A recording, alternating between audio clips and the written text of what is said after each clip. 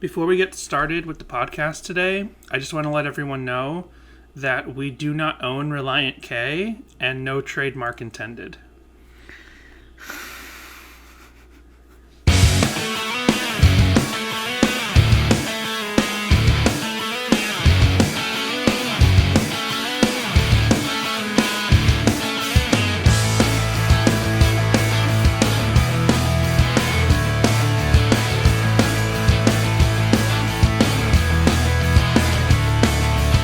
Hello, everyone, and welcome to Sadie Hawkins Pod. What? Jesse's sick. Jesse's got a headache. I've got, possibly an ear infection. I don't know know what's really? going on. Yeah. Oh. My ear hurts so bad. That's why you got one ear off of one headphone off of the ears. I thought you were just being cool. I thought you were just being a cool DJ podcast host on those ones and twos. Exactly. That's your new trademark move. To get sick on podcasting. Yeah. We do have a voicemail this week, and it's from Josh, who called last week. This one he called just hours after we recorded last week's episode, and I'm wow. He just missed. So let's hear about this one. Hey, this is Josh calling from Ohio again. And listen, I've actually left two voicemails this week, so I apologize. But I'm catching up on the show. I'm a new listener, and so I have, all these things to say. I'm listening to the Marilyn Manson episode, and I had this lyric wrong for a long time. Now, I've known for a long time that the lyric says Marilyn Manson's shows are overpriced. But originally, I don't know why, when I was younger, in junior high, I thought it said, Marilyn Manson, he's not nice. Marilyn Manson is a poltergeist. And I kind of wish that was actually the lyric, because I just listening to you guys talk about some of his album art. It's kind of creepy. And so I wish it just said Marilyn Manson is a poltergeist. But alas, they decided to go with his shows are overpriced, which I guess is true. But maybe one of these days we're going to find out that Marilyn Manson is a poltergeist, and they can see I knew it. But anyways, thanks guys. Bye. I like that. Yeah, Marilyn those Manson are actually is a poltergeist. That's great. That would be sort of a better lyric. Yeah. Because it's more universal, you know what I mean? You have to be part of the punk ethos to be concerned about whether or not shows are overpriced. Right. But everybody's afraid of poltergeists. True.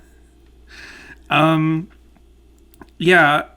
We have no problem with Josh, with you calling. Maybe because you just started listening, you don't know, there are people who call up, all the time. Although, no one's been calling up as much, so...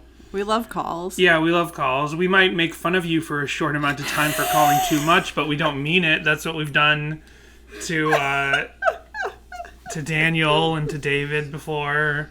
And Brady doesn't call as much as he used to call. Mm-mm. But, whatever. So... Oh, and I wanted to let everyone know we're working... We've talked about this in the past, in past episodes, but now I'm working on it. We're working towards doing Deathbed, which, if you haven't heard us mention this in past episodes, that song is too much for Jessica. She does not enjoy it. So, as opposed to doing just a normal episode, which we'll do a normal episode, but we didn't want it to just be me saying, this song's pretty good, and Jessica saying, I hate this song, for an hour and a half. We're going to do a 2-part episode where it's our normal episode, but then it's also a call-in episode. So we'll have people actually call in, and it'll just be me on Zoom, and we'll have short discussions about what you think about the song and everything. So hit us up on DMs if you're interested in submitting, or you can leave long voicemails if you want to record yourself on your phone and then email us the file as opposed to calling up on the voicemail line where there's the 3-minute limit. We can also do it that way. If you have more concise, specific things to say about Deathbed that maybe you might not remember during a conversation. But that's what we're working towards. I'm hoping to get it out around episode 70. So there's that. Any other top of the... April says, I'll do it. So today we're talking about Trademark by Mandy Barnett. And the lyrics go, a little bit of croonin', a little bit of spoonin', a little bit of swoonin', and a lot of honeymoonin'. Now that's my trademark. Oh, that's my. Oh, wait. This is what happens on DuckDuckGo when you type in Relient K trademark. It gives you the lyrics to Trademark by Mandy Barnett. I love it. Do you have that queued up? Can we listen to that? No, and now I have to go into a different app to find it.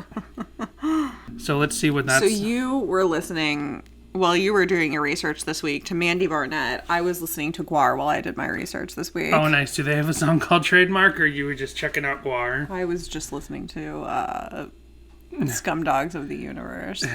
Cool. So here's Trademark by Mandy Barnett.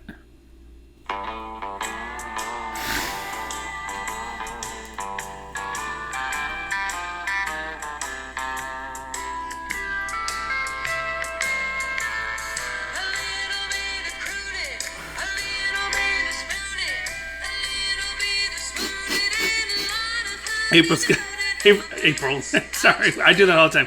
Jessica. I called Jessica by the dog's name all the time. Jessica looks very disappointed that this is what the music is. This was not what I thought it was going to be, but it makes perfect sense now that I hear it.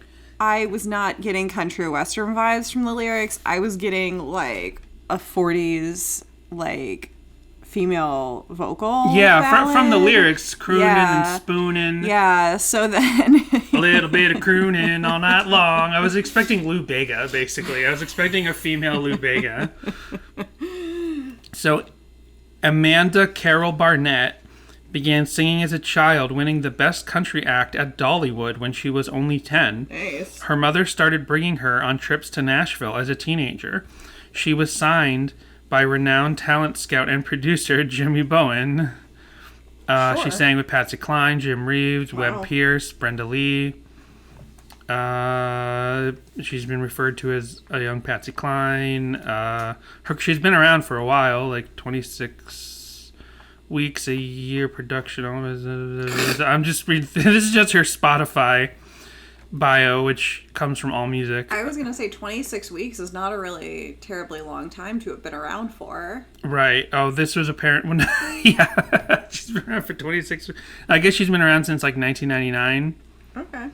Or maybe a little bit longer than that. Wait. Just the first year listed in her bio is that in 99, she left Asylum Records for Sire Records. So... This is now a Patsy Cline Barnett or whatever her name is podcast. Yeah. Mandy Barnett. So we're talking about Trademark from Two Lefts Don't Make a Right, but Three Do. This is Slash, the Employee of the Month EP. That's right. It's also the opening track of the Employee of the Month EP. So this is one of those things where I'm like, were they wanting this to like be a hit? I feel like there was something else there's so many releases and so many songs, and I always have a one track. I literally have a one track mind. I can only think of the song we're talking about. But I know in the past we've talked about EPs where there was a song on an EP and were they expecting like more of this song to have put it on the EP? Let me think about this. On the 2000 ADD, you have Softer to Me and Marilyn Manson. On what's the EP for the second album? Creepy, that's it. So Creepy had Pressin' On, which of course it did, and I can get this without looking it up. No, it's Those Words Are Not Enough. We talked about it when we talked about Those Words Are Not Enough, where it was like, this song's good, but did they really was this they think that Those Words Are Not Enough was one of their best foot forward to put it on an EP that promotes the main album. Right. That hypothetically, some people may get this EP and listen to the songs on it, and it's supposed to basically entice you to get the full album. And sure, Pressin' On was on there because there's a video and stuff, but to put Those Words Are Not Enough, it's like, was that what they really thought was the best foot forward, to be like, you've heard the best, now hear the rest. You've heard Pressin' On and Those Words Are Not Enough.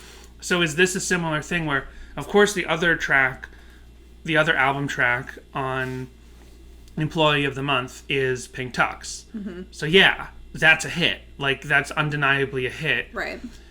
I mean, aside, just the high concept and the feel-good nature of the song, yeah, that's going to make people want to check out the band more if they only hear the Employee of the Month EP. And I should say I love Trademark. This is probably my favorite song on Two Lefts. This might be my number one favorite song on Two Lefts. What? I don't even know who I'm sitting across the table from anymore. I've always loved this song. Interesting. However, but out of all the songs on Two Lefts, out of all the songs, it's just an amazing pop punk, pop rock banger. I love it. It's the anti-Breakdown, where I used to love Breakdown when I was a kid, but doing this podcast, I realized Breakdown kind of stinks. It's like way too long and way too repetitive. Mm-hmm. This song is very repetitive, but in the best way, because the melody and all the different sections of this song and the pop punk flow of this song, I want to hear it again and again. And when we were in the car earlier listening to this song, getting ready to record, Jessica got confused and thought the song had started over. And it's like, no, it's just got this certain, like, purposefully repetitive nature, but I like that. I think that's a boon to this song, that it's repetitive and it's a little bit longer. But yeah, this is one of my this is my favorite song on this album. I just didn't know that. However, sorry. It's a good song. I enjoy this song. I would obviously rank Pink Tux, because it's my favorite Relient K song, at number 1.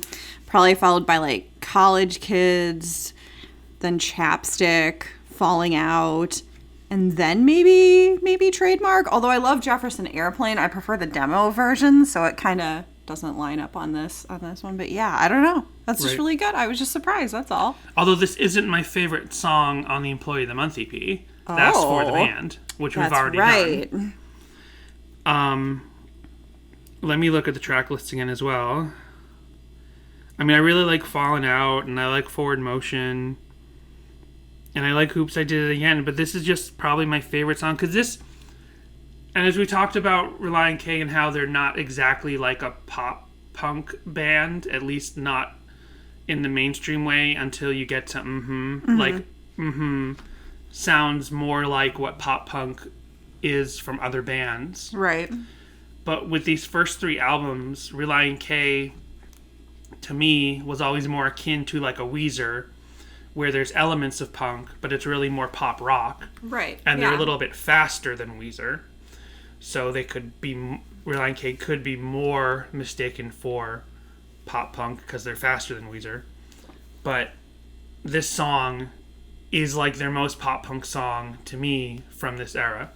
I agree with that. Other than the Christmas album, the first Christmas album, which literally sounds like Blink-182 at times. Because I think that was the joke. It's like, let's do Christmas songs and actually literally produce them to sound like Blink-182. But having said all that, as much as I love this song, it's one of probably, I don't know if we did like a top Relient K song thing early in the podcast, and I might have forgot about this song despite the fact that I love it. I might be kind of rediscovering it right now. That's great. But when this album came out, this was a song I put on repeat all the time. Now, having said all that, I am surprised it's the lead song on the EP. Again, because it is something that is supposed to, like, this EP would hypothetically represent the band to people who may or may not get the album and may or may not be enticed to check out the band more. There's supposed to be like a budget sampler, basically, right? Mm-hmm. So to lead with Trademark, to me, sure, I love this song. This song is what I want more of from Relient K at this time. But this wasn't a hit. When I look at Setlist FM, there's only 2 times that this song is listed as being played.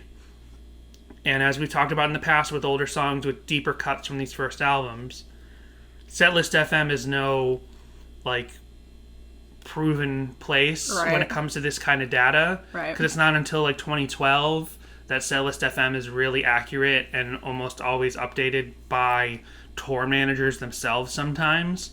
So when you get into like tours in 2001, 2, and 3, there's no accurate set list data. So they could have absolutely played this song a bunch when the album first came out, and we've just lost that data and no one ever recorded it, but there's no live video online, and it's not a song that carried with them into the era or beyond that, because by then certainly there's lots of and 5-score shows that have been recorded and no recordings of Trademark that I could find. So it's funny that they would lead with a song like this, thinking this is one of their best foot forwards for this album. Sorry, I kicked a box under the table. They picked this song as to represent themselves on this EP, and then they don't really get behind that song for the rest of their career. I find that surprising, especially with like on the 2000 ADD when you have Softer to Me and Marilyn Manson. Softer to Me is a song that they continue to play into the 2010s. That's like one of the only songs on the first album they even like. And Marilyn Manson, of course, they don't play it after 2001, but at least you know it's a video album, it's a video song, and you know why they stopped playing it, because they didn't believe the lyrics anymore, but it is still a big song. So it's just funny. I don't know. It's hilarious. That's a trademark move from Relient K if I've ever heard one. I have an off-topic question. Did Relient K ever have cassettes? They didn't have that many cassettes, and I have looked into this. I thought about it because the box you kicked under the table is filled with cassettes. And so I was like, you know what? Because I'm like, okay, they start in 2000. You still got people putting out cassettes in 2000, right? Like, right. I've looked on Discogs, and Discogs isn't 100% accurate for Relient K, is what I found out, as far as like things that are missing and things that are like really rare, things that were just mass market at the time but just weren't that many pressed and hard to find and haven't been at Discogs. But when you look at what cassettes have been printed of Relient K, there aren't that many. I think just like 5-score had like a proper large run of cassettes printed, or maybe like these first 3 albums, I don't think they were on cassette, and if I'm wrong, I'm wrong, but like I looked specifically to try to buy some Relient K cassettes because I thought it'd be fun to own some, and they're not even like listed for the big albums. And then you always get like Indonesian bootleg cassettes. You can almost always find those. You can usually tell because there's a sticker on them that'll say like 18 point something RPM, and that's like, there's this one. They might not even be bootlegs. They could hypothetically be. There's a lot of Indonesian bootleg stuff for pop punk bands out there in the world, and sometimes it's on eBay. And maybe some of the cassettes and stuff are actually printed by the proper copyright holders in those areas. I don't know. But there's this Indonesian cassette of Teenage Politics that's been on eBay for years, and nobody buys it. Because I have MXPX cassette as a saved of course you do. Thing on eBay. and that pops up every month or two because it always gets relisted, or they own a bunch and maybe someone has bought it before. But yeah, anyway, back on topic. Danny, what's your trademark move? To sleep from 3 to 8 every afternoon and evening. So true. Since quarantine. It's so true. Oh, Danny takes like a 5-hour nap in the middle of the afternoon, and then he gets up and he's like, "Where's dinner?" And I'm like, "It's 8 p.m. I get too hungry for dinner at 8. I like a nice Parisian dinner schedule. I like having dinner at 9 p.m. Have we told that story on the podcast about how we went to Paris in 2015? Yeah. And like they don't have dinner until like 9 p.m. there. So, no restaurants are open from like 5 until like 7:30 or 8. And so Danny and I are like starving. We took the train from London, and we're like, oh my gosh, we're so hungry. Why can we not get anything to eat? So we're just wandering the streets of Paris. Finally, we find one restaurant that's open. And it's all American and British people. It's all American and British tourists. It was the funniest thing ever because it's just, and maybe I think there were some Australians there too. It was all just like English-speaking people who were like, what is this nonsense that I can't get dinner before 8 p.m.? Right. It's a whole city of the lady is a tramp. Wait, it's not a city of the lady is a tramp because she gets too hungry for dinner date. There's another great story from that night, but I won't tell that I here. embarrassed myself in front of the waiter, and I'm not talking about it. Maybe if you go sign up at patreon.com/Sadie Hawkins Pod, we'll tell that story over there. I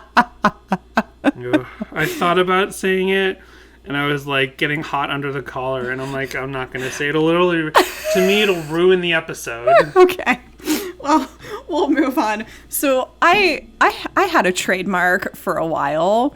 When I was in, I believe it was second grade, I decided that I wanted to make a statement. I wanted a trademark to my name. Okay. And so I looked around the room and I'm looking at, they have those like punctuation, like different punctuation things on the little borders, across the room or whatever in school. Mm-hmm.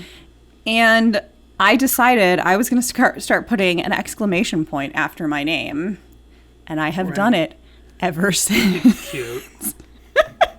So when I'm an adult now, in my early 30s, and I go to sign my name, it is so ingrained in my brain that I often still do it. And sometimes I try not to do it because people will look at it and be like, oh, that's cute or whatever. And I'll get embarrassed. It is for sure on my driver's license, in my signature. Nice.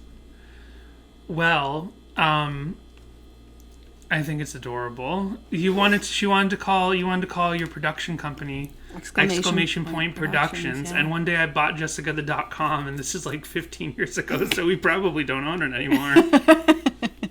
And I bought it as a gift, like, I believe in your dreams. Aww. Here's exclamationpointproductions.com. And then we never did anything with it. And it was registered to my dad's house, because the thing about websites is, like, when you register a website, you have to publicly register a certain address. Right. And nowadays, when you get stuff like Squarespace, there's you pay extra to have them hide your personal address and, like, replace it with Squarespace's surrogate address. But this is, like, 2008 or 7. So, I mean, that service might have existed, but I didn't know to do it. But I registered it to my dad's address, and someone called my dad asking about buying exclamationpointproductions.com. And I was like, did you get a number? And he was like, no. They said they'd call back. And I was like, okay. And they never did. And I assume that if the website must have lapsed, and I assume that either they got it or it's just owned by one of those things that's like, buy exclamationpointproductions.com. Right. So, one thing I wanted to mention in this episode, and we'll get back to the song discussion in a second, but do you know how there's a lot of things that there's a lot of characters you can type that aren't on the keyboard naturally, right? Mm-hmm. There's, the one I'm thinking of now is the trademark symbol. Like, you can have trademark symbol in the text, in a text document, on a website, but there's no button for trademark symbol. Yeah, trademark, copyright, Copyright, and, like, all the different variations of E's, and O's, and, like, an umlaut, and all that stuff. On iOS, on digital keyboards, you hold down an O, and it gives you all the different versions of an O. You hold down an E, it gets you all the different versions of an E. But there's so many things that actually exist beyond just what's on a keyboard or even on a digital keyboard. The trademark symbol is one of them. And I know this is possible. So there's a way to get it. The quickest way nowadays to do it is Google trademark symbol keyboard and copy and paste it. Copy and paste, yeah. But back in the day, when, like, that wasn't really possible, you would actually, on your keyboard while you're typing, hold down the Alt button and then go to the numbers and type in a 4-digit number, and that would correspond to one of the other periphery of keyboard characters that doesn't exist on the keyboard. Right. I know that you do that for different, like, accents and stuff. I know that you push down something and then, but... So if you're on a physical computer keyboard and you want to put the trademark symbol, as you're typing something out, you press Alt 0153, and that gives you the trademark symbol. Oh, cool. If you want the registered symbol, which is the circle with the R, you type Alt, you hold down Alt, and you press 0174. One of the ways in which I discovered this is because I remember this from 20 years ago, that this is possible. Because when I used to go online all the time and talk about cartoons and anime and stuff, if I ever typed in Pokemon, I wanted the proper Pokemon with the accent above it. Right, of course. So I did the same thing with Michael Bublé. There you go. So I used to... I don't remember it anymore, but I used to know the Alt and 4 digits for the accent over the E that you use in Pokemon. So I would just like POK, Alt, whatever. It would bring up the E that I needed, MON. I would do that all the time. I knew it in my heart at the time. And I remembered that, and I'm like, there must be one for Trademark, and there it was. So anyway, back to the song. It's also your trademark move to bang around the microphone and stuff while we're recording. Sorry. So, yeah, I love this song. It's like my favorite song on this album. It's just like an awesome, high momentum pop punk song, and it's got a great melody, and it's just like cool, and it's got those like things that I can't explain because I don't know guitar, but they're like that sounds like the Halloween theme. It is a jam. Yeah. What would you call those little things? I should have found this out before, but like... Speaking of Halloween, you continually put off your summer playlist for the Patreon, and we were supposed to get it out. It is now the last day of the month. Maybe and you still did not get out your, which you were you're now calling it your Summerween playlist. Right. Sorry. I got 3 songs on there. Oh my gosh. How many do I need? 10? I've been busy. So... Yeah, everyone knows how busy you were. You just admitted that you take a 5-hour nap in the middle of the day. Yeah, because I'm so busy during the day. I gotta rest. So this part's cool. It kind of sounds dark, but it kind of sounds light. This part.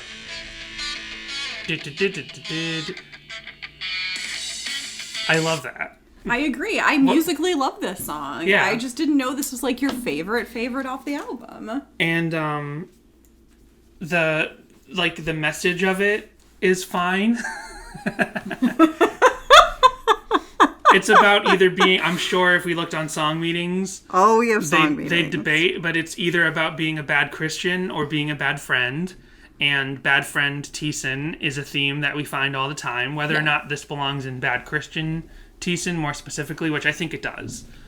I think they're both reoccurring themes. Right. It really is his trademark move to write a song about disappointing someone, whether it be God, friends, family, whomever. Right. And so I like the way that this song kind of flows and moves into these different sections, these refrains and verses. But I like how it keeps repeating. It just keeps repeating the same sections over and over, which, like I said, is like the opposite of my feeling on Breakdown, where Breakdown repeats so much, but what you have in Breakdown, the bones of Breakdown, I find very boring. I don't find this song boring. I find every section, every little part super exciting and fun. So every time we roller coaster back around and repeat the thing we've already heard 2 times before, I just love it. I love the journey. I love the little exciting journey that this song goes on. That's great. Yeah. I love the echo when it's like, ties with you get severed. I didn't try comparing the gold version to the regular version this week. I tried, but I realized I don't have the files on I somehow lost them. I accidentally deleted them, where I had my own files of the gold and non-gold, so I know. And sometimes on SoundCloud, you get something that you know is not the gold version and something that you know is the gold version. But this week, when I typed Trademark on SoundCloud, I couldn't tell what was or wasn't the gold version. So I don't really know. So no gold version comparisons this week. So let's get the actual lyrics and not the Mandy Barnett lyrics. I mean, yeah, it's like pretty obvious. I don't know if there's much interpretation to be had here other than, is this about friends or is this about God? But I think it might just be all right to leave what matters out of sight. Old habits die hard holding on. Inevitable means it's never gone. I mean, that's a little confusing. That's a little florid and hard to immediately grab onto now that I read it. I think it might just be all right to leave what matters out of sight. Old habits die hard holding on. Inevitable means it's never gone. Like, I get the sentiment, I guess, from the context of the full song, but I don't immediately understand what's going on in that first verse.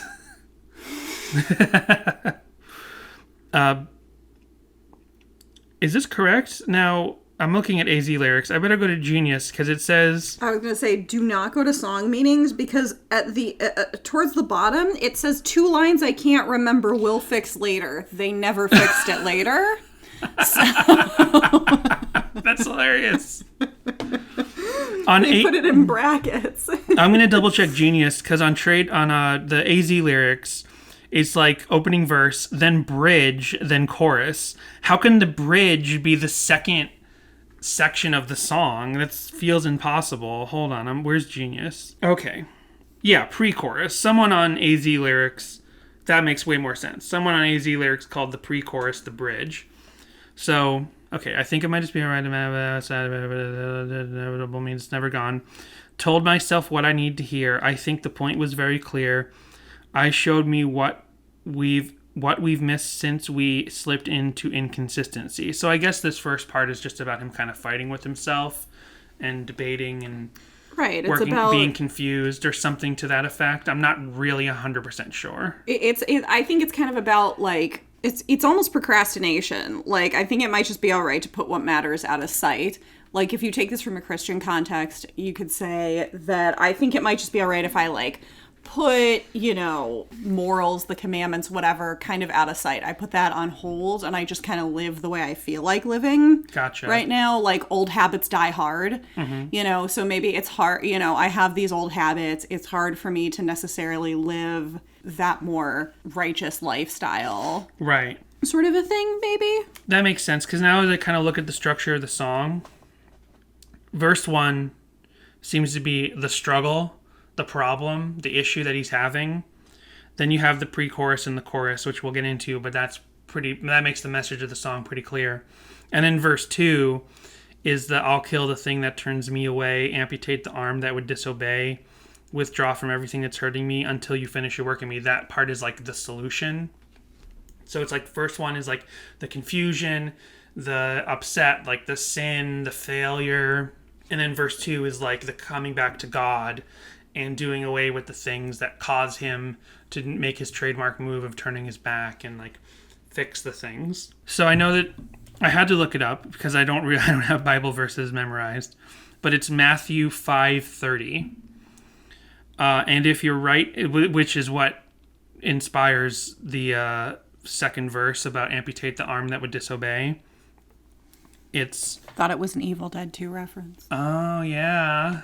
I didn't actually think that. But I just want to point that out. It just What if Evil Dead 2 is based on Matthew 5:30? What if Sam Raimi was like, I don't know what to do for Evil Dead 2. I got no ideas. And then he's reading his Bible one night and he's like, Matthew 5:30 says in the New International Version, maybe. And if your right hand causes you to stumble, cut it off and throw it away. It is better for you to lose one part of your body than for your whole body to go into hell. That's the NIV translation. Dark. And then do you think that the part about going into hell inspired Drag Me to Hell? Exactly. This is definitely Sam Raimi's favorite Bible verse. For sure. So yeah, that's what that calls to mind. Obviously, that's what inspires that line about amputate the arm that would disobey. To go back to the chorus, it seems that my ties with you get severed. I can't seem to hold a thing together. I just fall apart because that's my trademark. It's my trademark move to turn my back on you. It's my trademark move. I'm not singing it right. It's my trademark move to realize I should improve, and sometime soon after that, you'll see me come crawling back. So you could say this is about a relationship with a person, how he's turned his back on someone he loves and cares about and isn't listening to the advice of a parent or isn't treating a girlfriend right and isn't calling her when he said he would and all this stuff. And then he realizes it was his trademark move to be a bad friend or a bad son or whatever. And he's returning but then when you get into verse 2 where he's like, I'll cut off my hand, I'll throw it away, and until you finish your work in me, like, that's obvious. That has to be talking to God, like, especially to finish your work in me. That's a very Christian specific sentiment, to be like, God is doing a work in you, like you're constantly praying and coming before God for him to communicate with you as a Christian of what is the work that he's going to do in you, and what does he want, what does he call you to do.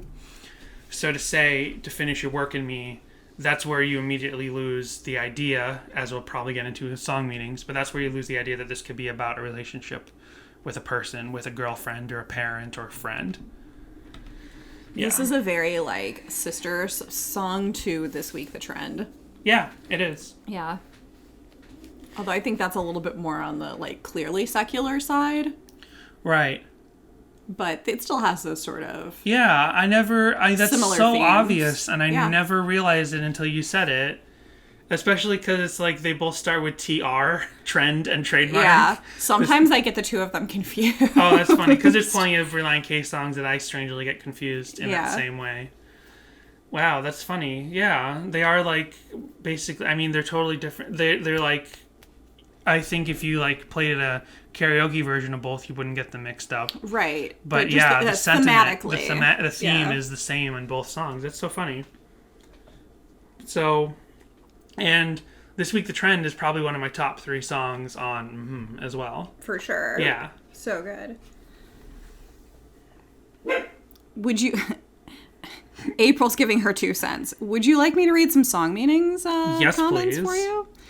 Champion 9, 17 years ago, said, "Rad song. I like it a lot. And things. Matt Robertson is cute." Matt Robertson. Not sure who Matt Robertson is, but he is cute. That reminds me that one time my sister went to, like, I don't remember what festival because I didn't go, but she and a bunch of friends went to some, like, Christian summit thing with maybe some bands, or to a Christian festival, like, out of our state somewhere. And she saw Relient K play, and I wasn't there. And when she got back, she said she had basically done, her and her friends had gotten confused on Matt Thiessen's name. And I don't remember what his name was, but let's just say it was Matt Robinson. I don't think that this comment was left by my sister, but it was something very similar, where they were, like, really close up front.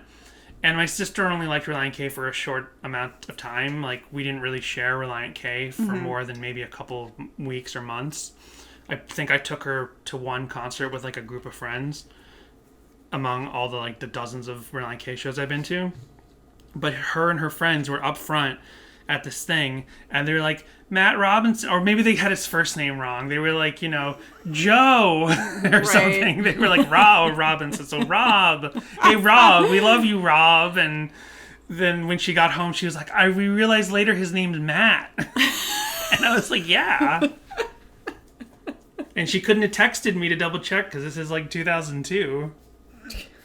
Perfect Imperfection, 17 years ago, said, "It's about the cycle we as Christians can so easily get to of running to and from God. It's like we finally get close, then get scared and run away, then realize we need him more than we thought.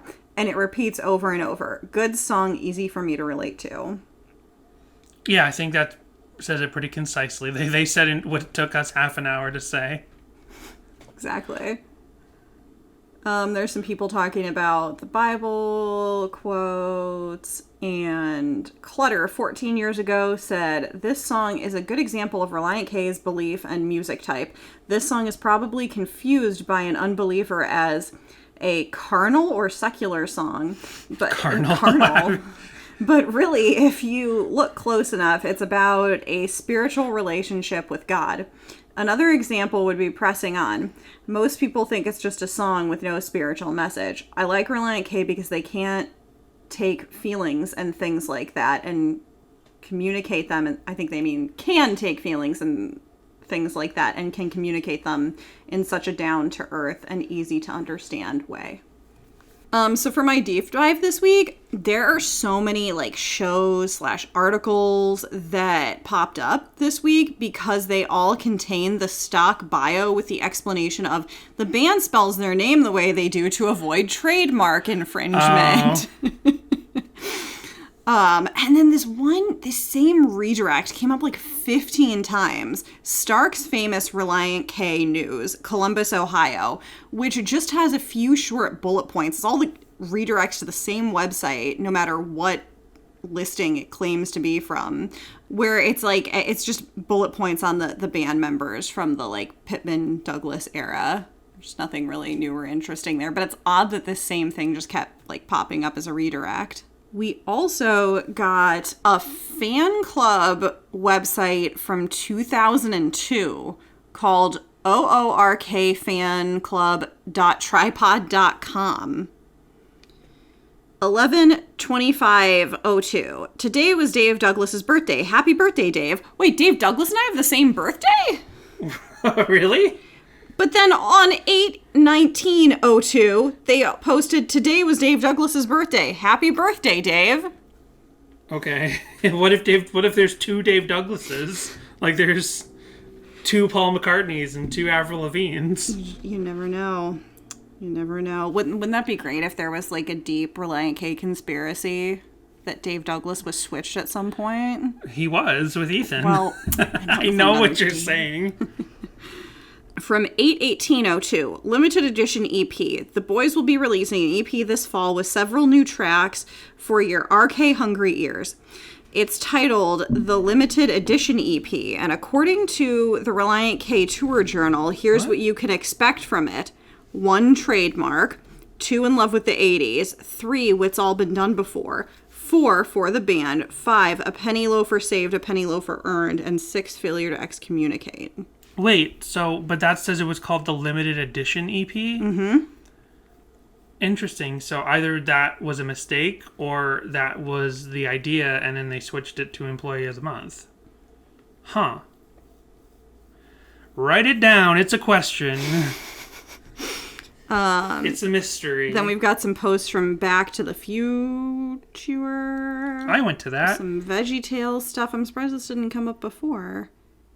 Save that one. RK's on MTV's RR and RR versus RW. What? I have no idea what that means. I need to look at that. I can't. Oh, here we go. Look out or listen to for Relient K music on MTV. They recently asked for the rights to their music for Road Rules and Road Rules versus Real World, The Extreme Challenge. That is a mouthful. Okay.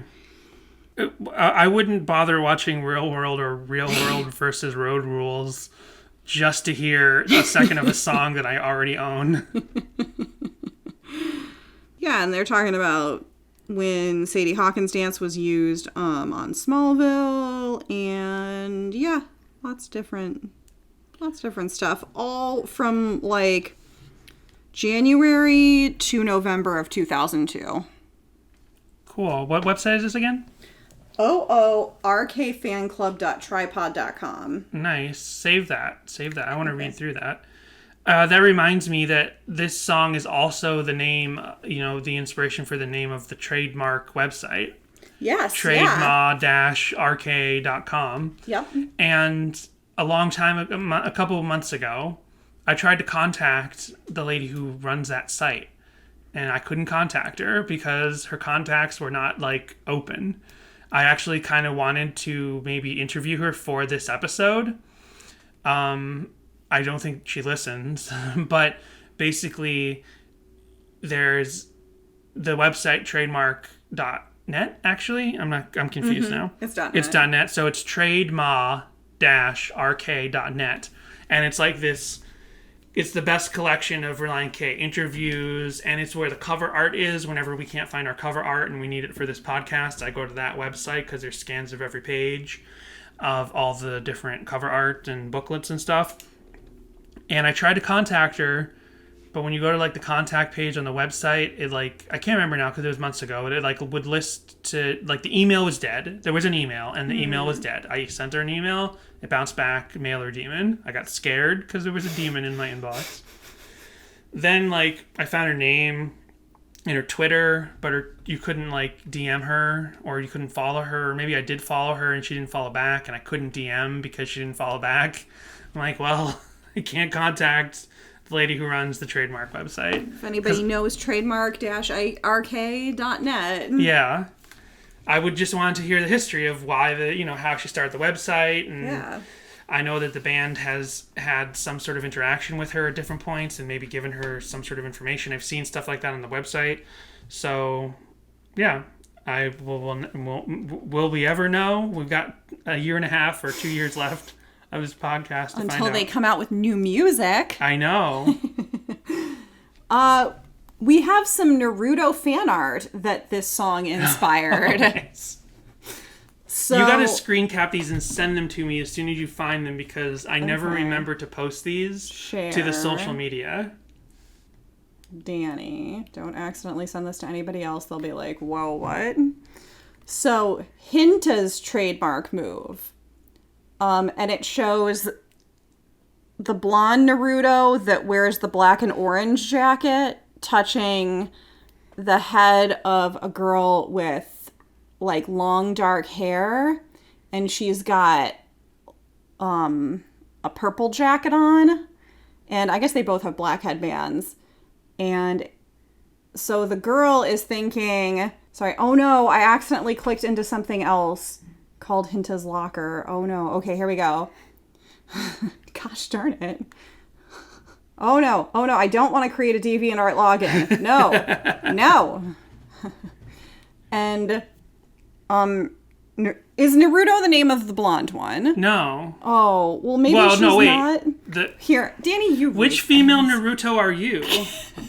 I think that's Hinta. Yeah, she's Hinta. Okay. Hinata. She's Hinata. Hinata. Oh, the blonde one that's Naruto. That's what I said. Well, I forgot Naruto's asked. blonde. For some reason, I thought Naruto's hair was red.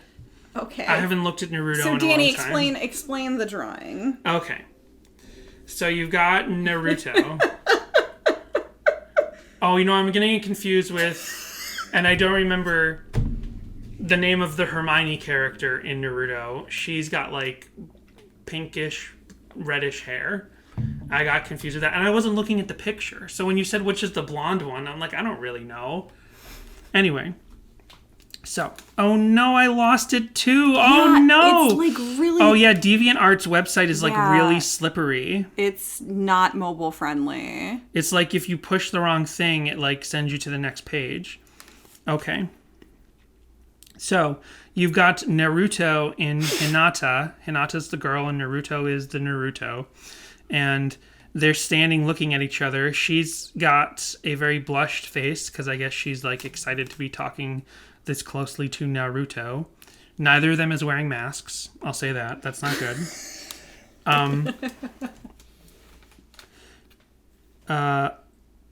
So Yeah, you have to zoom okay. real far in to see what's written, the dialogue. Okay. So he says, "Hey, Hinata, do you have a fever or something? Your face is kind of red." And then he puts his hand on her forehead, which seems to make the problem of her embarrassment and excitement to be talking to him worse. Because she says, Naruto, he's touching me. Which I think she's happy about, despite my reading. And then Naruto thinks to himself, she'll faint in 5, 4, 3, 2, and then you go to the next panel, and she goes plop, and it's just her legs in the air, and she fell down. His hand is still up, making it look like he's doing a Nazi salute. And he goes, shoot, my timing was off. But seriously, she practically has that move trademarked. Although she has to stop doing that. So it's like she sees him, she gets flush. It's kind of complicated for a rather simple idea. So he knows that she's like into him. Right. He kind of knows, or he's kind of like oblivious to why she's always that way. So underneath the poster wrote this comment: "Behold, my chibis of death, and my Renunanis of destruction. Mwahahaha. Okay, my little random moment is done. Anyway, about this pic. Okay, so I was listening to the song Trademark by Relient K, and the refrain of the song goes like, it seems if my ties with you get severed, I can't seem to hold it all together. I just fall apart because that's my trademark. It's my trademark move to turn my back on you. It's my trademark move to realize I should improve. And sometime soon after that, you'll see me come crawling back." So anyway, while I was listening to it, I was thinking Hinata's trademark move is fainting when she's around Naruto. So I came up with this pic. And I think it turned out really well. Anyways, I colored it using Adobe Photo Deluxe Home Edition, and the rest was hand-drawn by me. I love the specifics. I got up to close the windows. It keeps going for a minute, and then it says, I don't own the song Trademark. Relient K does. No trademark intended. No trademark intended. I just, as you're reading that, and like this being like a romantic folly comic, I was like, oh, I see how you can sort of interpret that line. Do you still have that up? Yeah. Can you read that line again? It's by Hummingbird-Hinata. That's the artist. Gotcha. Can you? Yeah. It seems if my ties with you get severed, I can't seem to hold it all together. I just fall apart because that's my trademark. Okay, so right there, I'm like, oh yeah, you can. There's a whole nother interpretation that I didn't even consider when you just isolate that line. It's like, when my ties with you get severed, I can't hold it together. Makes it sound romantic. It's like, when you're not around me, I can't make my life work because I love you so much, and I fall apart. Because that's my trademark, because I'm lonely when you're not around. But that's not really the sentiment of it from either a common interpretation, which would be God, or people. It's more like... They're doing work in the people who live in the apartment above us moved out, and someone, I think there's guys working up there still, and one of them just banged into the wind chimes, and so April started barking at them. So anyway... Yeah, we're wind chime people. That's what a friend of ours said. No, we just had wind... We did. One of our friends was like, oh, you're wind chime people. We have like, one set of wind chimes. Yeah. Then there's a site called Chuck Connection, which is pictures of Relient K wearing Chuck Taylors, a.k.a. Converse. They love those Chuckies.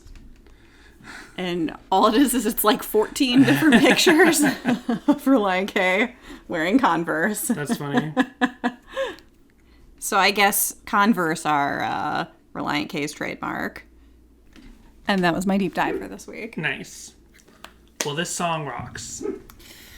So we're going to go and have a little break and see if we can get April to quiet down. Yeah. And we'll be back with Danny's deep dive. If you'd like to interact with Sadie Hawkins Pod, please do. We have a voicemail line, which is 402-95-SADIE. You can also send us an email at sadiehawkinspod@gmail.com. And check out our Twitter and Instagram, which are both at Sadie Hawkins Pod. We'd also like to take this moment to thank our patrons who have signed up at patreon.com/sadiehawkinspod. We've got Brady, David, Tucker, This Might Be a Podcast, Owen, Jimmy Eat Pod, Roxanne, Samantha, and Helen. If you'd like to join our Patreon, we're discussing most of the K is for Karaoke tracks, like Justin Bieber's Baby and Cake's The Distance. We've done some random stuff, like a video of us playing Animal Crossing and discussing our summertime playlists. Oh, and we're reading through the entirety of the Relient K-related book, Complex Infrastructure, known as The Female Mind. And hey, if you thought there wasn't a Relient K book that makes a short bus joke, well, sign up and learn how wrong you were. There are 2, $5, and $10 levels where you can get those bonus apps and extras like merch. And if you have a special someone in your life, think of giving them the gift of Sadie Hawkins Pod. All right, so one thing we didn't really talk about is what exactly is a trademark? And rather than look it up on, say, Wikipedia or something, let's let one of the most bizarre YouTube sort of podcast things I've ever seen explain it to us. So this is called Pony Radio. Okay. Or the YouTube channel itself is called Ponies at Law. Oh, wow. This is from 7 years ago. And I guess that this is some sort of like legal discussion. About bronies? No, you'll see. Oh, goodness. Not about bronies. Is that what you said, right? Bronies? Yeah. No. You'll see. It's called Pony Radio, Ponies at Law YouTube channel. And they are going to tell us in a little interview with a guy in this 2-minute video what exactly a trademark is. First, Pony Radio. let me show you the video, and then we'll actually play the audio. Is it Channing Tatum dancing to the song Pony? No. Oh, wow. So can you describe what this is? A very uncomfortable looking boomer is sitting next gray-haired a gray-haired man sitting next to two very oddly designed puppets. Horse puppets in sweater vests. That's cute. It's cute. Yeah, so basically they're two like pony puppets. But they're acting like it's that sort of podcast style of like they're at a table that's facing the camera, which is very forward for 7 years ago. I guess that's when that kind of stuff started, right? Like a visual podcast where you're facing... Sure, you've got like an NPR thing going. Yeah, or I guess it's kind of a mock-up of the style of like, 24-hour news, where you have a table and a pundit thing. And the camera's right there, and they've got microphones, and they've got a computer in front of them. They're little puppets with a computer in front of them. So now we'll play the audio. It's only 2 minutes, and they're going to describe the basic ideas of what exactly a trademark is. Welcome to Pony Radio. I'm Pascal. This is my brother Tristan. Hello. And with us today is Professor John O'Shea. Hello, nice to be here. John O'Shea is going to talk to us about trademarks. Oh. Do we, Let me see. Yes. Oh. Fine. Hello, caller. You're on Pony Radio. I think I sort of understand what a trademark is. It's some kind of symbol. It's sort of like a copyright. I don't get it. This isn't a real caller. No, it's not. It's like a WAV file that they edited in later. And someone probably in the studio. It's their producer. Yeah, I know, right? Like the audio quality is so clearly different. Yeah. It's a bunch of words usually. I'm not sure. A trademark is essentially anything that tells the consumer where a product or service came from, who produced it. And so it can be a word, and most trademarks are words, and we're familiar with them. They're brand names, like Coca-Cola or Apple. But trademarks can be other things, too. They can be symbols, they can be packaging, and they can be the product itself. This is the most lifeless puppet show I've ever seen. It's the only way to describe it. Also, he's the most lifeless of the three. The two pony puppets are like nodding their head and going, "Oh yeah, okay," and like one guy's just standing there, stock still. I love that there's also some apples and carrots on the table for the ponies. I didn't notice that. That's so funny. It's a great detail. They didn't have like two cameras, so when they want to cut in closer to the guest, it's like a way lower res, bad angle probably just from this image. I'm sure there was no 4K back then. No. They can be colors and they can be smells. So there's a vast variety of things. Did you say trademarks can be smells? Yes, they can be smells. You can actually trademark smells. Yes, you can. You trademark. Every trademark goes for a specific product or service. So you can trademark a smell for a specific product.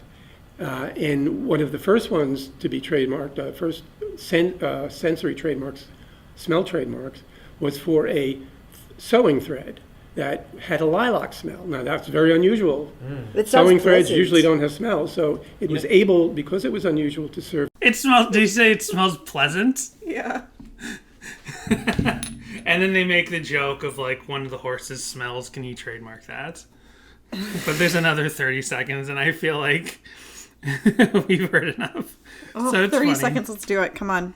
Oh no, I closed it. We're gonna have to watch the whole thing all over again. Is your OCD That's getting interesting. Yeah, that's interesting. that you can trademark a smell specifically? Well, the lilac thing. I was like, oh yeah, perfumes. That makes sense. But Right. like a lilac thread, interesting. Yeah.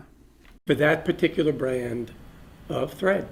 You know, Tristan has an unusual smell. Perhaps, you know, we could trademark that. It's true. Can you Well, can you get this? Can you smell that? it's interesting. Thank you. He's This professor does not know how to react. He's like, I can't believe Doesn't know how to react. can't believe I'm on at all. a puppet show with 84 views after 7 years. It's cute. It's cute. It's they're going for something. I think we need to reformat Sadie Hawkins' pod, and we need to make some puppets. Okay. And just be a visual puppet podcast. Sadie from Puppets now on. pod. Yeah. There's 25 seconds left. We don't need to. You and I can watch later. We'll do a Patreon Okay. episode on those final 25 Oh seconds. my gosh. Let's see. So we got a Kingdom Hearts AMV, a Wolf's Rain AMV, a Naruto AMV with really bad compression. Is it from Hummingbird? Whatever the other one's name. What's the girl Naruto's name? Hinata? Yeah.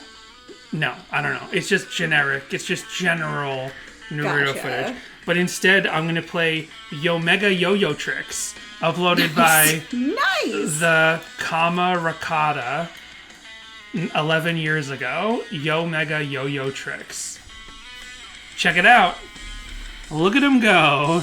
I want to watch the Yo-Yo episode of, that's of The Simpsons. That's the one where Bart pretends to answer Krabappel's, what do you call it? Yes. Classified ad. Yes. Wow, this kid is great at the... Remember when...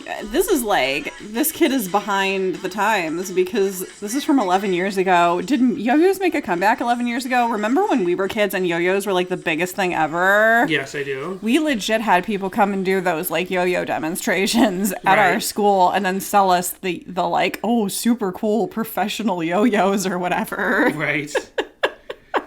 When I was in like elementary school. That's what that Simpsons episode is based Yeah. on. I remember like the yo-yo crew comes Yeah, by exactly. and then It was a real thing that happened, know. though. It was so bizarre. and they give autographs to the kids, but then they all just load into a van and their manager's like, come on, we got 8 more schools today. There was do you remember that there was a yo-yo where you could remove it from the string and fly it in the air and then back onto the string? Yeah. Like, how did that work? I gotta figure out how did that work, because I would think it would just, how did it end up Those, are you talking about the big ones? The big Chinese yo-yo things where it's like 2 stick and then, so then there's a no, string and then it was a has the little yo. thing No, on it? yeah, I know what you're talking about there, but no, this was a yo-yo that actually was a regular string yo-yo, but you could get the yo-yo part, the ball, not the ball, you know what I'm talking about, the actual like chunk of yo-yo. You could get it off of the string and fling it up in the air. Like, you could pull the string and it would Right. fling up in the air and then you could catch it. But I'm like, how did it get stuck back onto the string after that? I swear this was a real toy, but I don't remember how it worked. I used to have the, during the yo-yo craze, I wasn't terribly great at yo-yoing, so I had they had these ones where it was like, it like automatically came back. So it was called like a yo-yo ball, and it had like the winding thing, but it was like, it would automatically wind back up as soon as you were done. So it was like you could just go all day up and down okay. and do all sorts of tricks, and it would always come back. It would never unthread. Right. Interesting. You could fool everybody and make them think you were really good at yo-yo. That's cheating. Well, speaking of, you mentioned Chinese yo-yos. This is something that may never come up on the podcast again. Oh my gosh. But what? like Chinese parades and like I guess Chinese New Year. Oh yeah. You know how during like a Chinese New Year's parade there'll be people dressed as dragons where one person is holding the head and they don't hide the fact that their legs and their body are underneath, but they're like doing really intense dance moves and someone in the back is being the tail. There might even be a couple of people inside it. Mm-hmm. This says Lunar Lion. It's called the Lunar Lion. I mean, I would think that's a dragon, but here, this video is uploaded by TNT TKT, and it's a Lunar Lion dance. It's like, it's not at a parade or anything. It seems to be outside maybe some sort of convention or some sort of summit type situation, and the Lunar Lion is just going to dance around and like... But here's the other thing, is this could be the video that I like this music. This is Jimmy Eat World. This could be the video that Jimmy Eat Pod and us could do a crossover and just discuss this video, because the first half of this 5-minute video is the song Bleed American by Jimmy Eat World, and then the second half is Trademark by Relient K. So it's just one of those Chinese parade dragons, but I guess it's called the Lunar Lion, dancing around in a parking lot. It's getting up on a truck. Wow. But it's just by itself. Like I said, this isn't at a parade. This doesn't... I don't know what... Yeah, I don't know.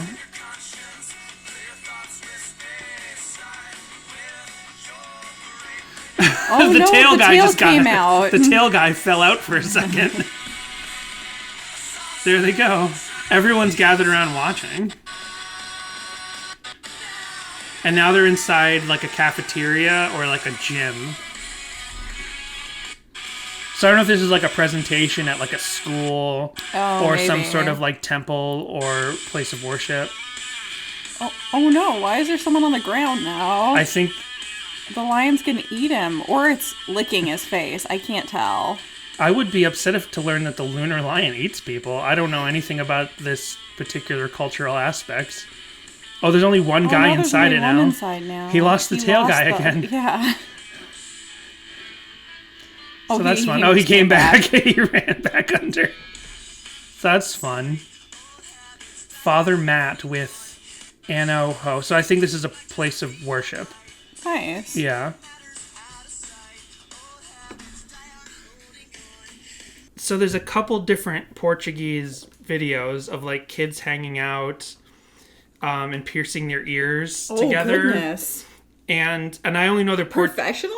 Well, or like when they did it in like the 60s with ice cubes and like in the bathroom and stuff. Oh no. And I only say Portuguese. I don't know what country specifically. There's nothing that says what country, but when you look at the description and you see the language that the description is written in, it's in Portuguese. Oh, so it could be like Brazil or maybe, something, yeah. but it doesn't really say. One of them is like something called Connections Camp. I had to do Google Translate to figure it out, but like some sort of like, it's like a slideshow of some kids in some country where they speak Portuguese at something called Connections Camp, which may or may not be piercing religious. Their ears?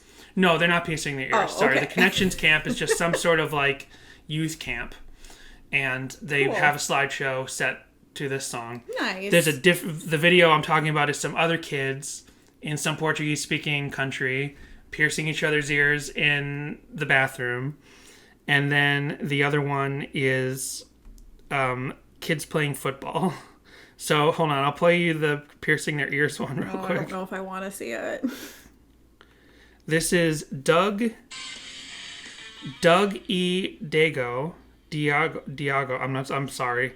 It's, the word Doug, the name Doug, and then the letter E, which maybe means and then the name DEGO, and then for some reason in parentheses 8mm. And I cannot. Is it shot on 8mm? No, I don't know. I don't think so. Unfortunately, I can't read anything that it says. I can't even read this name. I'm sorry. Here, let me see. Custodio Vaglia. So it's just like kids hanging out, walking down the street. They were doing something earlier with knives. They were like cutting. It looked like they were maybe cutting food or something. And this is something part 1. I just wanted to look at it because there's an app called the 8mm app, which oh no, yeah, but this definitely is also does from not 11 look years like ago. that. Oh well, there you go. So here you go. This is. I think this is where he's going to pierce his ear. Oh no! He put a towel in his mouth. This looks like Brazil to me. I don't know, just based off of their shirts, to be honest. Like, that looks like Brazilian fashion. I don't know, in the Brazilian movies that I've seen. Oh no! Does He's he even have biting an a ice towel. cube there? No, I don't think so, unless they did it off. He's piercing his ear. Oh jeez! And he's only gonna pierce his left ear. That would have been the song they should have played. Right? Good point. Oh, I hope that they did have it. disinfectant. He's screaming because they did it. Did they put an earring in after, or? I don't know. Oh, he's just spraying down his... I think the other guy's about to do it, and he's spraying down his ear with, like, disinfectant, like hand sanitizer or something. Well, I hope and they're that getting ready to do it. disinfecting. So they're pre-disinfecting. They're just not doing any kind of numbing with cold. Listen, kids, I know it's hard because the malls are closed because of COVID, but do not pierce your ears at home. I know that 11 years ago, the malls were closed. I have a collection Seriously, it's a very bad idea. Like, as someone who has gotten their ears pierced, like, and their cartilage pierced and stuff, and like had to get rid of almost all of their piercings except for just like the normal ones, and all of them were done professionally. Like, even professional ones can get infected. Yeah. So don't try this at home. So before we get to there, I have a couple other things, like a compilation of skiing wipeouts and Nice. like a compilation, like some dirt bike POV footage. But whatever. Before we get to Hot Dog Movie fan films, no. But before we go back to my favorite fan discovery that I found, we're gonna do the covers. So here we have Sade Easton, Sade Easton, one word. This Trademark Relient K cover. This is probably the best. This is probably the best cover. And I also love the energy of this video because they're like playing in a parking lot alongside a baseball field, which is alongside of an apartment building. This is just some band playing like where the grass meets the parking lot. Like, have one of them, like, with a bass player Where the standing Grass on the Meets grass. the Parking Lot is my favorite 2002 band. Exactly. The bass player is standing in the grass. The guitar player has his mic stand set in the grass, but he's standing on the pavement, and the drummer's standing on the pavement. And then when the camera turns, there's like 15 people there, and just a giant wide open field behind them and a factory on the other side. I love the energy in this video. I love your energy talking about this video. Thank you. Well, check this video out. The point was very clear. I showed me what we missed and slipped into because it's my God. We did? I did? Almost. I can't see all the things together. I just fall apart. That's my trademark. It's my trademark move. Turn my back on you. It's my trademark move. To realize it's hurting. And sometime soon after that, you'll see me come crawling back. I'm trying to figure out if this is maybe like a college campus or something of the sort. Oh, it based could... on the buildings in the background. Right. It could sort of be a college campus. Kind of looks like maybe. Yeah, like I said, it's a parking lot. They're doing a great job, though. Alongside a baseball field with some sort of living building behind them and a factory way on the other side.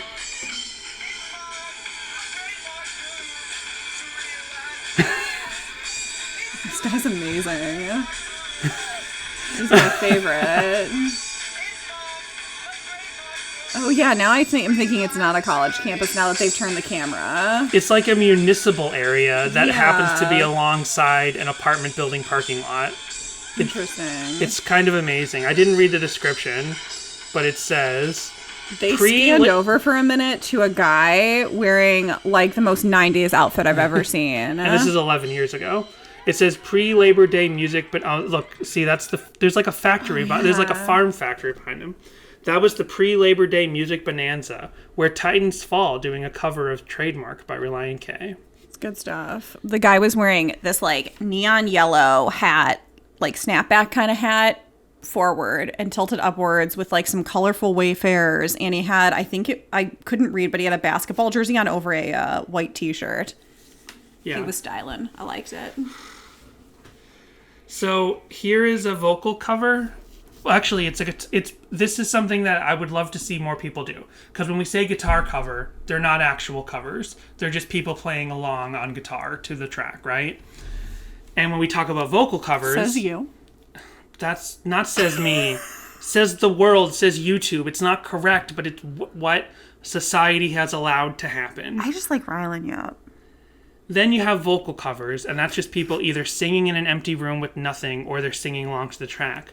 Well, here's a guy named Nothing to Say Music who's going to do both a vocal cover and a guitar cover at the same time. And I would love to see more people do this. He's going to play along to the track, but he's going to play guitar and sing at the same time to the actual CD.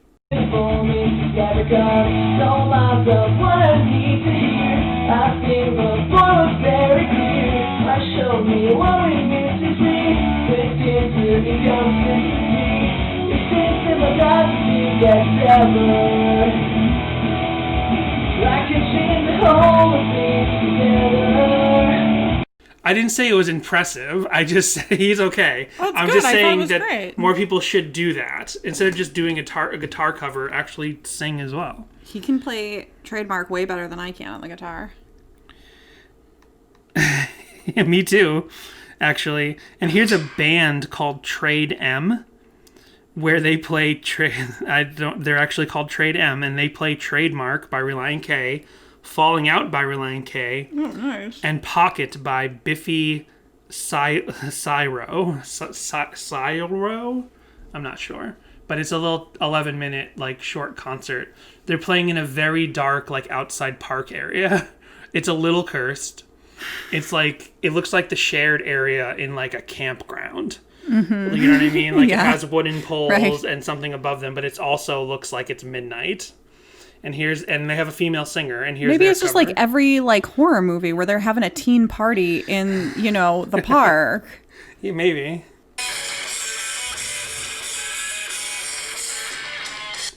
Now that I just heard Trade M's version of the guitar from this song, and I heard Bleed American earlier, there is a slight Bleed American vibe to the guitar of this song. I mean, its production's totally different, but maybe Bleed American maybe Jimmy Eat World kind of inspired this song a little bit. Anyway.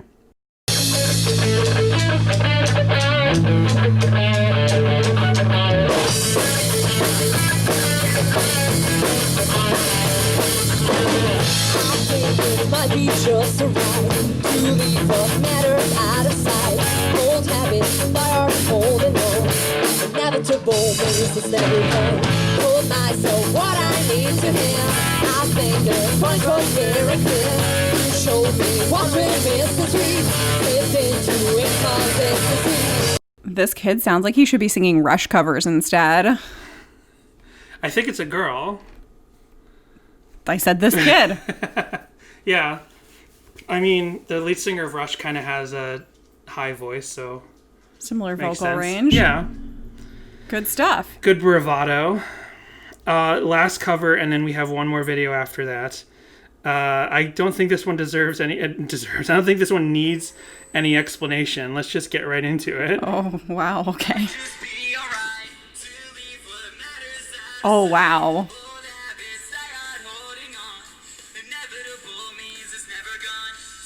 There is a lot to unpack here.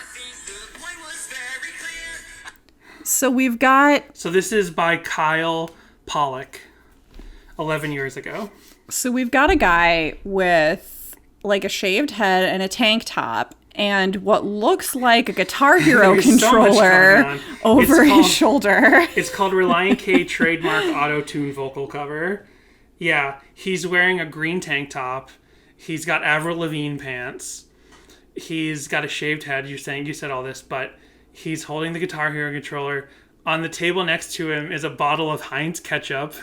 There's like, I thought that was a Christmas tree, but it's just like some greenery in the corner behind him. Yeah, there's a lot going on. This could be a doctor's office or like the break room of a church or something. And he's singing into a microphone that's purposefully badly auto-tuned, which I think is his joke. I skipped his little introduction, that's but I his think trademark. that's his trademark, and I think he does it on purpose. I showed me what we missed since we slipped into inconsistency. It seems that my ties with you get severed. I can't seem to hold a thing together. I just fall apart, 'cause that's my trademark. It's my trademark move. It's awesome. Brilliant. I love it. And then, so now we can go back to fan stuff and discuss this, and this is what I definitely wanted to end on. So, I kind of pre-explained this to Jessica a little bit because it's a very visual thing.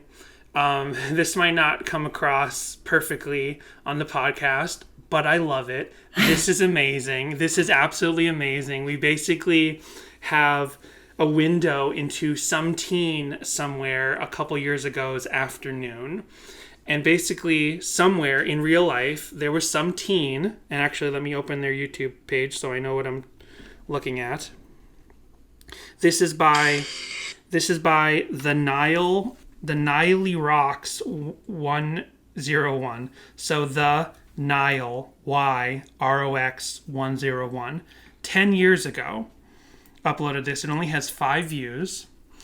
And whoever this is, she, because I can see the picture, she had an idea for a TV show called He Said. Right? This is their idea. Right. You explained some of this to me. They had an idea for like their ultimate like teen drama comedy, something that would maybe be on the CW, although this is 10 years ago, or maybe if it was a little if it's a little cleaner, and certainly based on the cast I'll show you, maybe they were intending it for the Disney Channel. So this is like a teen like drama show. Well, Niley Rocks 10 years ago sounds like it's a takeoff of like Miley Rocks, because Miley Cyrus, Hannah Montana was a big deal 10 years ago. Well, we'll get into that. Okay. So basically, if you have a fan fiction idea, or if you have we all have movie and television ideas. Concepts, like you might write a little like a This is a proof of concept is what you're telling me. Yeah, exactly. So it's like you might put together like a little like a proof of concept, like you said. You might put together some clips from movies that show the tone of what you're going for. Maybe you'll just write the script. Maybe you'll write a narrative idea. Maybe you'll write a breakdown. Trailer. Maybe you'll shoot a trailer. Maybe you'll do an animatic or some storyboards and maybe put them together in a final finished video. Niley decided that the way she would communicate that she has this idea is to cast the show in her mind, and we'll show you the cast, and then just take images of the celebrities that she's cast in the roles and put them up on the screen with the text of what they're saying or doing. It's kind of like it's in a way like an animatic. It's like a visual board, but to be fair, this sounds like they're partially like going in the right direction of a pitch packet, except for the visual, right. This video visual element. Because this is, I don't know what like video app they use, but this is like clearly like has some text presets where they just typed things in and they kind of animate across the screen. So here it says, a new series. On the screen it says, a new series. He Said, the show is called He Said, Miley Cyrus as Rachel Summers. Her story, most popular girl, 17, taken. And it's a picture of Miley Cyrus while you explain the character that she's going to play. Then we have Demi Lovato as Emily Carter. Her story, in the popular group, wants to be an actress, 16, almost 17, single. Okay, so Demi Lovato's going to play a 16-year-old. Is that not how old she would have been at that time or close to it? I don't think so. Okay, I don't know. Maybe she was 10 years ago. Emily Osment is going to be Anna Black. Nice. And her story... How old is Demi Lovato? Demi Lovato is 28. So yeah, she would have been like 18 then. Yeah, that I'm works. afraid my chair's going to break. They're old chairs, so I'm switching the chair. So this next character, who I've already forgotten her story, is neighbors and secretly friends with Rachel, not popular, 16 and a half, and single. Who is what is this actress? Oh, I gotta go back. Sorry. Oh my gosh.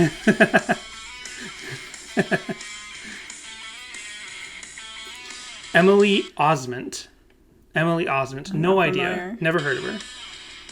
She's playing Anna Black. Obviously, you know Anna Black. She's not popular, and she's 16 and a half. Yes, and single. Vanessa Hudgens is going to be Lily Smith. Cool. This is a star-studded show. It sure is. Her story, heartbroken, popular, hates Anna, 17, good singer. I'm really... Taylor Swift as Bella Moore. Whoa. Can't believe that Taylor Swift is going to do a television show with all of these famous actresses. Is this show a musical? Because all these people sing. That's a very good point. We'll get into that. Are there any boys on this show since it's called He Said? We'll find out. Okay. Taylor Swift's character story is popular, just moved here. Anna's cousin, but no one knows. Taken, 16 and 3/4. Nice. I don't think I don't know. How old was Taylor Swift? I don't know. How old is Taylor Swift? 30. So she was 20 when Lily Rocks wanted her to play 16. Makes sense. I don't see a problem here. That's why nobody knows how old anybody is because like 20 and 30 somethings have been playing teenagers since the dawn of time. I guess that's true. Selena Gomez as Mia Hale. Again, this is a star-studded show. Her story, new girl, moved from across the state, has a boyfriend when she moved from 16. Sorry, who was that? Selena Gomez. Oh, okay. Joe Jonas as someone, I missed it already. His story, lived here his whole life, in a band with his brothers, single, almost 18. Are all the other Jonases going to be in it too? Well, let's find out. Kevin Jonas as Alex Ferris. There we go. His story, single and cruising in a band with his brothers, crushing in a band with his brothers, lived here all his life, popular. Yeah, they're not around for the show. Matthew Thiessen as James Austin. Whoa! This is amazing for Thiessen. It is. Okay, please tell me how old Thiessen is. Please tell me. Tell me right now. I want to know. I'll tell you, but is I he just the want cool to say hip teacher or? I just want to say, is he a cool hip teacher? I just gotta say, this is amazing for Thiessen because this whole cast is musician actors, right? Yeah. Selena Gomez, Vanessa Hudgens, even Taylor Swift, who's only done a couple acting roles. Thiessen has never really done an acting role. It's true. He's the only regular musician in the cast. This is a huge break for him to be in a TV show That's with true. Taylor Swift. Yeah. He's playing James Austin. Okay. His story, he's the new boy. He's popular. He's 17 and he's single.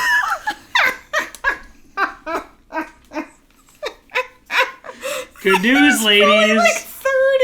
17 and single.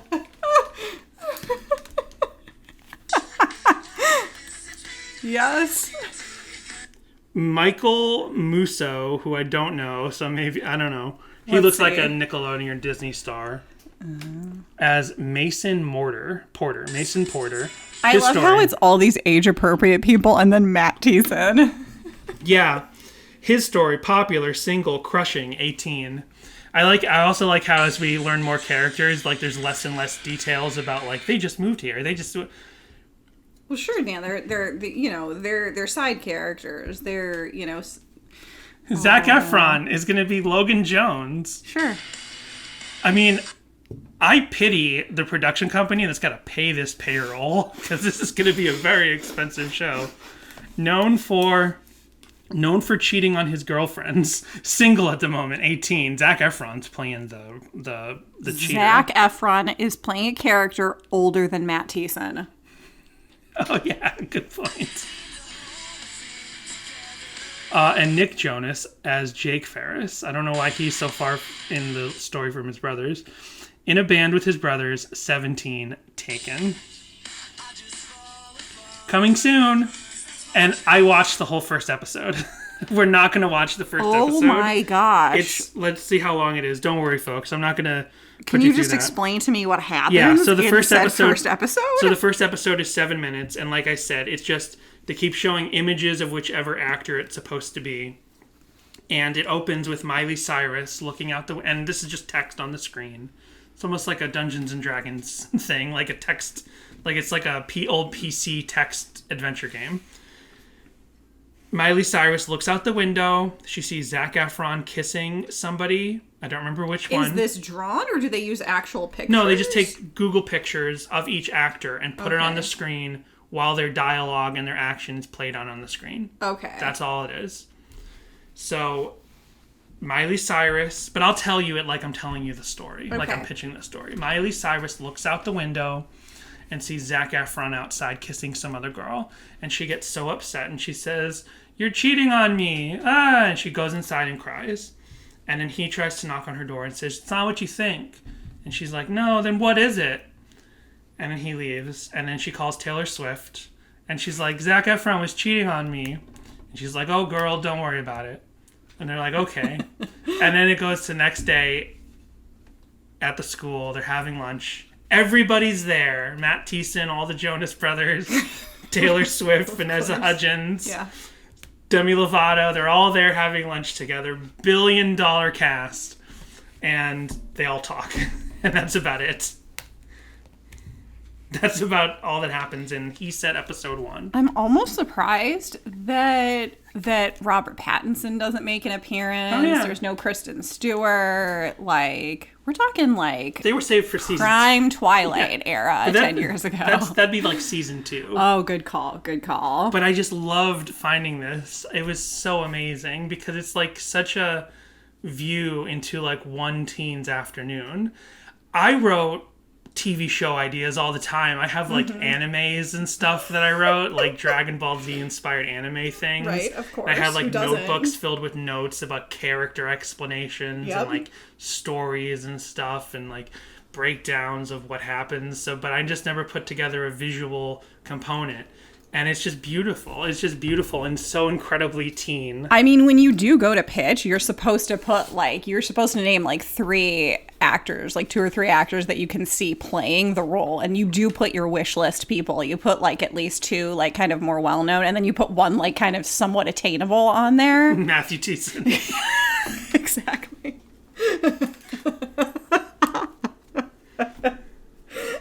Wow. So, yeah.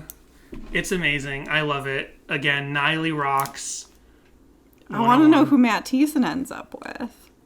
Unfortunately, I don't think he ends up with anyone in the first episode. They're all just kind of having lunch.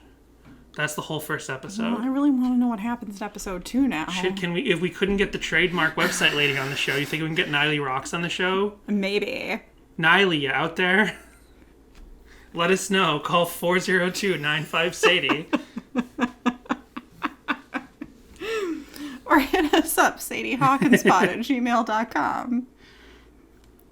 So, Danny. Yeah. Do you like this song more now or less now than when we started? I like it more now. I like it as much as I've ever liked it. So, is that more or is that the same? That's like the same, but also more. Like, I couldn't possibly love this song more. I love this song. It's one of my very favorite Relient K songs. I like this song the same as I liked it before. Oh, good. That's your trademark, is to have a tepid response. We just wasted 93 minutes of your life.